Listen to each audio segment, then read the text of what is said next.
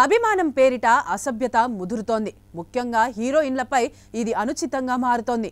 ఏదో ఒక పని మీద జనంలోకి వచ్చే హీరోయిన్లను అసభ్యకరంగా తాకకూడని చోట తాకుతున్న ఘటనలు కంపనం కలిగిస్తున్నాయి. ఇలాంటి ఇన్సిడెంట్లలో బాధితులుగా మారిన పలువురు తారల జాబితాలో ఇప్పుడు మలయాళ నటి నవ్య నాయర్ కూడా జరిగింది. పాతిరాత్రి అనే మలయాళం మూవీలో కూలీ ఫేమ్ సౌబిన్ షాహిర్, నవ్య నాయర్లు కీలక పాత్రలు పోషిస్తున్నారు.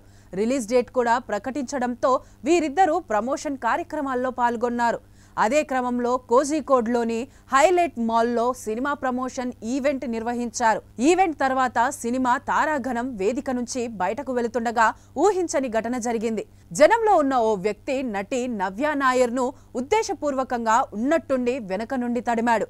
ఇది జరిగిన వెంటనే సౌబిన్ షాహిర్ నవ్య నాయర్ను కాపాడే క్రమంలో తాను కూడా ఆమెను టచ్ చేశాడు. ఈ ఘటన తాలూకు వీడియో సామాజిక మాధ్యమాల్లో వైరల్గా మారింది.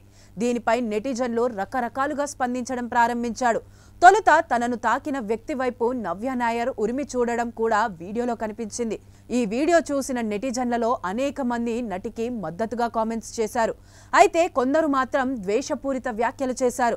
అపరిచితులు తాకితే ఉరిమి చూసిన నవ్య సౌబిన్ షాహిర్ తాకితే ఎందుకు ఊరుకుంది అంటూ వ్యంగ్యంగా వ్యాఖ్యానించారు.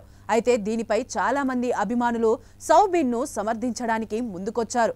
రతీనా దర్శకత్వం వహించిన బెంజీ ప్రొడక్షన్ నిర్మించిన పాతిరాత్రి సినిమాలో నవ్య, సౌబిన్లు పోలీస్ ఆఫీసర్లు ఝాన్సీ, హరీష్ పాత్రలను పోషించారు. అర్ధరాత్రి జరిగే ఒక రహస్య సంఘటనను వారు వెలికి తీసే థ్రిల్లర్ ఈ జంటను అనుసరించింది. ఈ సినిమా అక్టోబర్ 17న విడుదలవుతోంది. ఎప్పుడైనా ఎక్కడైనా మీ చేతిలోనే వార్తా ప్రపంచం. మీ మొబైల్లో, మీ కంప్యూటర్లో, మీ టీవీలో.